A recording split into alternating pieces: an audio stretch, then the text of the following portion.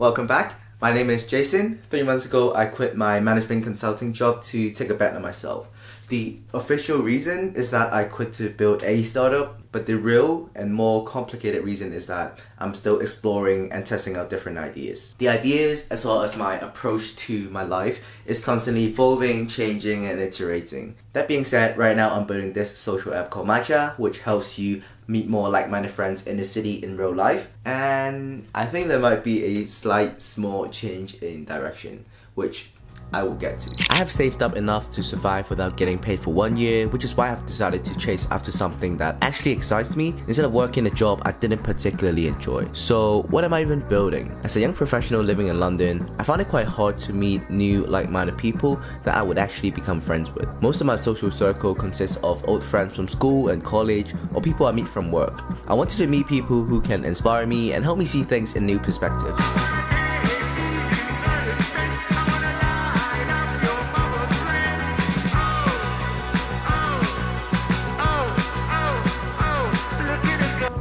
So we started building Matcha about a month ago. It's basically me and 2 other friends. It started off as this like Tinder for friends kind of thing, and then it evolved into this calendar-based event creation app. And then we realized that the calendar was that important, so it moved on to becoming this like event creation app where you can basically get connected with mutual friends through creating events and then work like Instagram stories, something like that, along those lines, right? Can I have a grande magnum dragon fruit? Thank you. While we are building the app, we also started organizing small matcha meetups. We are essentially trying to manually do what the app does. We also wanted to better understand the type of people that might use our app, as well as slowly gather a group who might be down to try our app when we finish building it.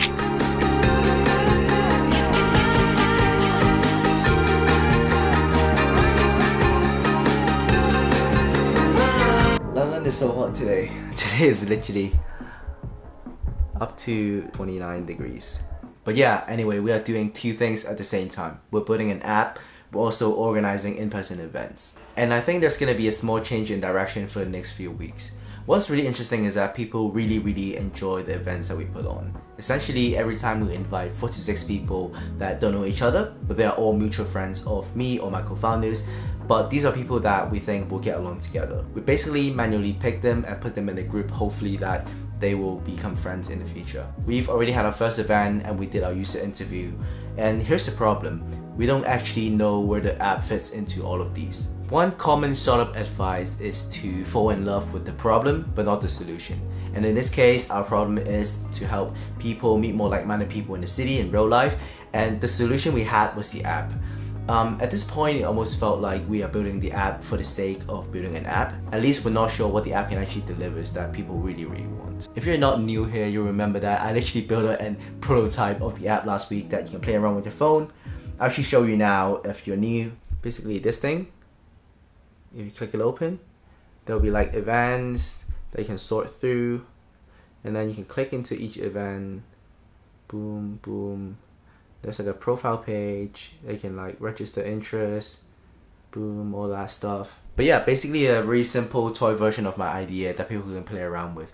But at this stage, we're really not sure where the app fits into all of that. So after discussing with my co-founder back and forth, I think the consensus is for now, for the next few weeks, we'll double down on building the actual community and actually organizing events and really push the app to the side. We really want to make sure that the event we put on and the community we're building is as good as it can be. And once we have a bigger community, then we'll think about next steps. Essentially, this is not just because we're not sure what we can build, but it is also because we want the app to be invite only initially. So that means we need a certain amount of people to be using the app for it to be functional. So this is co-start problem in Startup 101. If none of your friends use Instagram, you probably won't use Instagram either.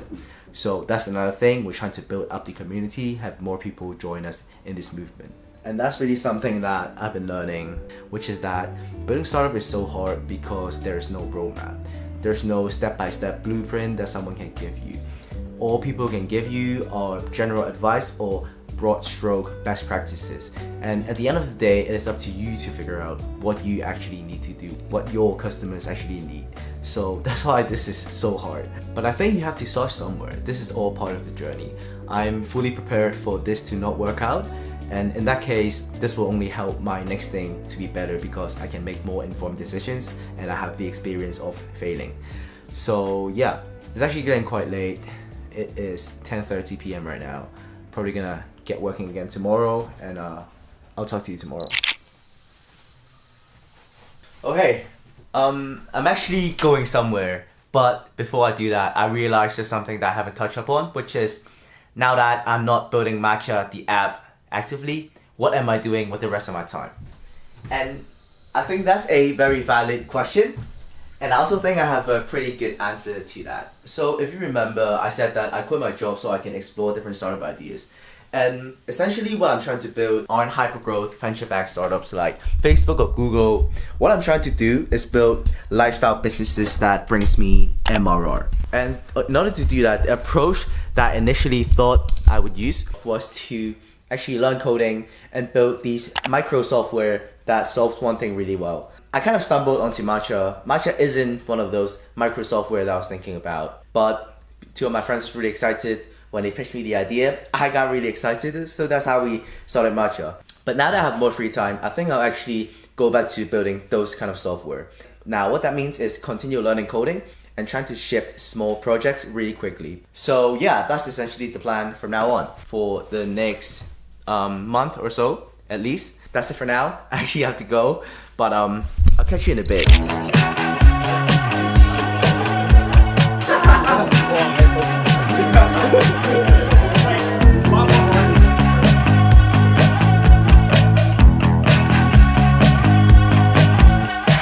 It's been 3 months since I quit my job, and even though I try my best to tell myself and people around me that I know what I'm doing, I really don't. Growing up, I've always been the kid who needed to make sure I'm 100% ready before taking any action. Revising as much as I can before an exam, or even reading up on all the guides before starting a new video game. I realized life doesn't work that way. You have to just start. Stumble, fall, stand up again, fall better. This is something I'm still trying to learn. To embrace the uncertainty, to trust that everything will work out at the end.